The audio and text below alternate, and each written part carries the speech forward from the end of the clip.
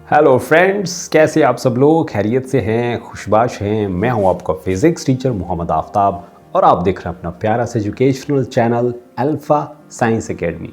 आज का जो हमारा टॉपिक है वो बहुत ही इंटरेस्टिंग क्वेश्चन के ऊपर मुश्तमिल है और हमारा जो क्वेश्चन है वो ये है कि हम फिज़िक्स क्यों पढ़ते हैं, बल्कि हम फिज़िक्स क्यों पढ़ाते हैं, ये भी इसमें शामिल कर लें। तो भाई इस सवाल का जो जवाब है वो 3 हिस्सों पर मुश्तमिल है। पहला हिस्सा ये है कि फ़िज़िक्स इसलिए पढ़ते हैं या पढ़ाते हैं कि ये किसी डिग्री, किसी कोर्स या डिप्लोमा की ज़रूरत होती है। अदरवाइज़ हम अगर ये नहीं पढ़ते या पढ़ाते तो हमारी वो डिग्री इनकम्प्लीट रह जाती है। इसके ऊपर तफसील से आगे चल के बात करते हैं। दूसरा हिस्सा हमारे जवाब का कुछ यूँ है कि भाई ये हमारे बेशुमार क्वेश्चंस के जवाबात देती है। फ़िज़िक्स हमारे बहुत सारे सवालों के जवाबात फ़राहम करती है, इसलिए हम पढ़ते हैं या पढ़ाते भी हैं। और तीसरे नंबर पे ये है कि फ़िज़िक्स हम इसलिए पढ़ते हैं कि ये हमें प्रोफेशनल्स की तरह सोचने में मदद करती है, हमें साइंटिस्ट बनने में, मुख्तसर कहें तो साइंसदान कैसे सोचते हैं, और अगर साइंसदान बनना हो तो उसके लिए जो एक ट्रैक होता है उस पे चलने के लिए हमारी मदद करती है।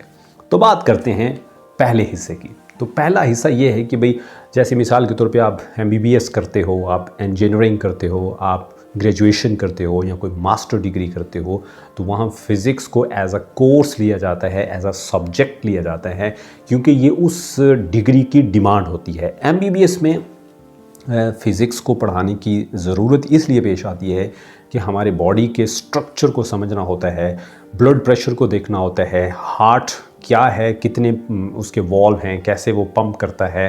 फिर उसी तरह हमारे बॉडी के मुख्तलिफ़ हिस्सों का स्ट्रक्चर क्या है, कहाँ कौन सी चीज़ है, जॉइंट कैसे हैं, बेशुमार और इक्विपमेंट्स हैं, जैसे ब्लड प्रेशर को फाइंड आउट करने के लिए, हार्ट बीट को देखने के लिए, ECG करने के लिए, ETT करने के लिए, बेशुमार एक्सरेज करने के लिए हमें फ़िज़िक्स की नॉलेज होनी चाहिए। क्योंकि ये जितनी भी टेस्ट्स के नाम मैंने लिए हैं या जितनी भी डिवाइसेस के इक्विपमेंट्स के नाम लिए हैं, ये डिवाइसेस मेडिकल साइंस में बहुत ज़्यादा यूज़ होती हैं, और ये सारी की सारी जो डिवाइसेस हैं ये फ़िज़िक्स के रूल्स के मुताबिक बनाई जाती हैं और चलाई जाती हैं। और अगर हम इनके बारे में नहीं पढ़ते या हमें नॉलेज नहीं होती तो हम डॉक्टर बनने के बावजूद भी हमें इनका नॉलेज नहीं होगा और हम इसमें ज़्यादा जो है वो अच्छे से काम नहीं कर पाते। तो इसी तरह इंजीनियरिंग है, ग्रेजुएशन है, मास्टर्स हैं। जो लोग मास्टर्स करते हैं फ़िज़िक्स में, आगे चलकर वो एजुकेशन लाइन में आ जाते हैं। फॉर एग्ज़ाम्पल मैंने मास्टर किया और मैं फ़िज़िक्स का एक टीचर बना और टीचर के तौर पे मैं पढ़ाता हूँ। अभी भी मैं PhD का स्टूडेंट हूँ। तो इस तरह फ़िज़िक्स जो है वो कहीं ना कहीं हमारी जो प्रैक्टिकल लाइफ है उसमें हमें बेशुमार जगहों पे जो है वो सपोर्ट फ़राहम करती है। और ये हमारे मुख्तलिफ़ जो डिग्रीज़ हैं, डिप्लोमाज़ हैं, जैसे मैंने नाम बताए हैं, इंजीनियरिंग है, ग्रेजुएशन है, मास्टर्स है, MBBS है, उसकी एक प्रीरेक्विजिट डिमांड है। जैसे आप MBBS करते हो तो आप पहले मैट्रिक करोगे, मैट्रिक के बाद आप FSC करोगे, तो मैट्रिक में भी फ़िज़िक्स है और FSC में भी फ़िज़िक्स है। और अगर आपने फ़िज़िक्स नहीं पढ़ी हुई, आपने प्री मेडिकल नहीं पढ़ा हुआ, तो आप मेडिकल साइंस में जा ही नहीं सकते। आपने प्री इंजीनियरिंग नहीं किया हुआ, उसमें फ़िज़िक्स और मैथ्स नहीं पढ़ा हुआ, केमिस्ट्री नहीं पढ़ी हुई, तो आप उस फील्ड में जाने के काबिल ही नहीं होते। तो ये इसलिए पढ़ी और पढ़ाई जाती है कि ये किसी डिग्री की ज़रूरत है, डिमांड है। दूसरे नंबर पे ये हमारे बेशुमार सवालों का जवाब फराहम करती है।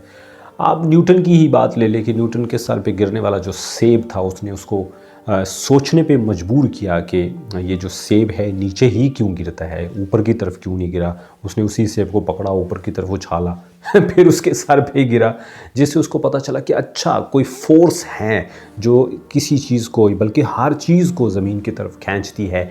इस सवाल के जवाब ने ग्रेविटी को और ग्रेविटी के कॉन्सेप्ट को जो है वो हमारे सामने रखा।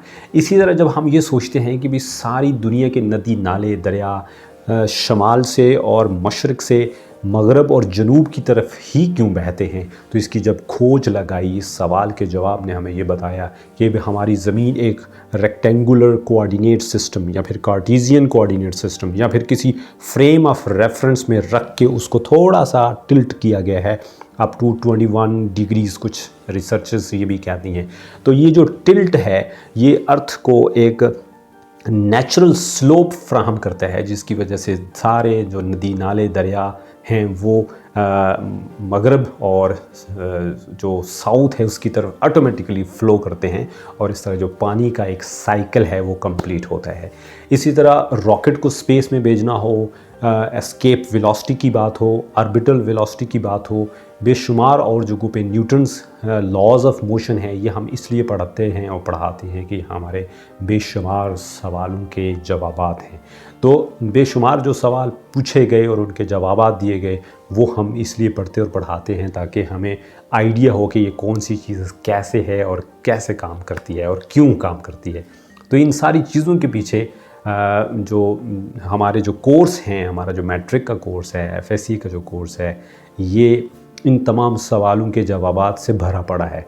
जो सवाल मुख्तलिफ़ लोगों ने पूछे और मुख्तलिफ़ लोगों ने जवाबात दिए। ये सवाल ख़ुद के भी हो सकते हैं और किसी दूसरे के भी हो सकते हैं। मिसाल के तौर पे आप मुझे पूछते हो भाई रॉकेट को स्पेस में भेजना है तो उसको कितनी इनिशियल वेलोसिटी देनी चाहिए, तो मैं बैठता हूँ उसके ऊपर रिसर्च करता हूँ, एक इक्वेशन आपको दे देता हूँ। फ़िज़िक्स की एक सबसे खूबसूरत चीज़ जो कि मुझे बहुत पसंद है कि फ़िज़िक्स आपके सवाल के जो जवाब हैं वो एक इक्वेशन, एक फार्मूला, एक्सप्रेशन की शक्ल में देती है। आपने कोई सवाल किया कि भाई सैटेलाइट को कितनी ऑर्बिटल वेलोसिटी रिक्वायर्ड है ऑर्बिट में अर्थ को रिवॉल्व करने के लिए, या आपने क्वेश्चन किया कि रियल और अपेरेंट वेट में क्या फ़र्क है, आपने क्वेश्चन किया कि ऑर्बिटल जो रेडियस है वो उसकी वैल्यू कितनी है, आपने क्वेश्चन किया कि भाई अर्थ के और किसी दूसरी चीज़ के दरमियान जो ग्रेविटेशनल फोर्स है उसको मेजर करने के लिए क्या किया जाए। तो ये जो मुख्तलिफ़ सवाल हैं इनके जवाब फ़िज़िक्स ने ना सिर्फ कि एक लॉजिक की शक्ल में दिए बल्कि एक इक्वेशन, एक फार्मूले की शक्ल में दिए, जिसमें सिर्फ वैल्यूज़ डालनी है तो आपको एक न्यूमेरिकल आंसर मिल जाता है। तो फ़िज़िक्स तमाम सवाल जो कि ये जवाब दे सकती है उन सवालों के जवाब इक्वेशन की शक्ल में दे करके मुख्तसर तरीन जो है हमारा जो प्रॉब्लम है उसको सॉल्व करने के लिए हमें एक फार्मूला दे देती है। तीसरी चीज़ जो कि इस सवाल का जवाब हो सकता है मेरे ख़्याल में वो ये है कि फ़िज़िक्स हम इसलिए पढ़ते हैं कि हम साइंटिस्ट्स की तरह सोच सकें, हम साइंसदान बन सकें, हम प्रोफेशनल्स की तरह सोच सकें और प्रोफेशनल्स की तरह अपने काम को कर सकें। हम बेशुमार थ्योरीज़ पढ़ते हैं, हम एक्सपेरिमेंटल रिज़ल्ट्स को देखते हैं, रिसर्च पेपर्स को, पब्लिकेशंस को, बुक्स को पढ़ते हैं, बेशुमार हमारे पास आर्टिकल्स होते हैं उनको देखा जाता है ताकि पढ़ा और पढ़ाया जाता है। ख़ासकर ग्रेजुएशन में, मास्टर्स में, एमफिल और पीएचडी में तो सारा काम ही रिसर्च बेस्ड होता है और रिसर्च की भी बेशुमार फील्ड्स होती हैं। हर फील्ड की जो मैगज़ीन्स होती हैं, आर्टिकल्स होते हैं, पब्लिकेशंस होती हैं, जिनको रिसर्च पेपर्स होते हैं जिनको पढ़ा जाता है। ये मैं हायर एजुकेशन की बात कर रहा हूँ जिसमें लोग एमफिल और पीएचडी करते हैं। उनको फ़िज़िक्स पढ़ना और पढ़ाना इसलिए अच्छा लगता है या पसंद होता है कि वो साइंसदानों की तरह सोचना, प्रोफेशनल्स की तरह सोचना चाहते हैं। तो ये जो मुख्तलिफ़ थ्योरीज़ हैं जो कि फ़िज़िक्स की देन हैं, फ़िज़िक्स की प्रोडक्ट्स हैं, उनको पढ़ा और पढ़ाया जाता है, जिसमें स्पेशल थ्योरी ऑफ रिलेटिविटी और जनरल थ्योरी ऑफ रिलेटिविटी है। ये जो साइंटिस्ट जो लोग एस्ट्रोनॉमी को पढ़ना चाहते हैं वो डेफिनेटली इसको पढ़ते हैं। इसी तरह ऑप्टिक्स है, इसी तरह हीट एंड थर्मोडायनामिक्स है, इलेक्ट्रोमैग्नेटिज़म है, न्यूक्लियर फ़िज़िक्स है। जो न्यूक्लियर साइंटिस्ट बनना चाहते हैं वो न्यूक्लियर फ़िज़िक्स पढ़ते हैं ताकि उनको पता चले कि न्यूक्लियर साइंस में कौन कौन सी चीज़ें काम करती हैं, कैसे काम करती हैं। तो मुख्तसर ये कि ये एक ना सिर्फ के एक कोर्स है, एक सब्जेक्ट है, ये इससे बढ़कर है कुछ। और फ़िज़िक्स हम क्यों पढ़ते हैं इसका जवाब ऐसे ही है कि हम डॉक्टर के पास क्यों जाते हैं। डॉक्टर के पास हम अपने मर्ज़ के इलाज के लिए जाते हैं। डॉक्टर हमारा टेस्ट करता है, उस टेस्ट को एनालिसिस करता है, उसके बाद एक दवाई जो है उसको तजवीज़ करता है कि भाई ये दवाई खाओ।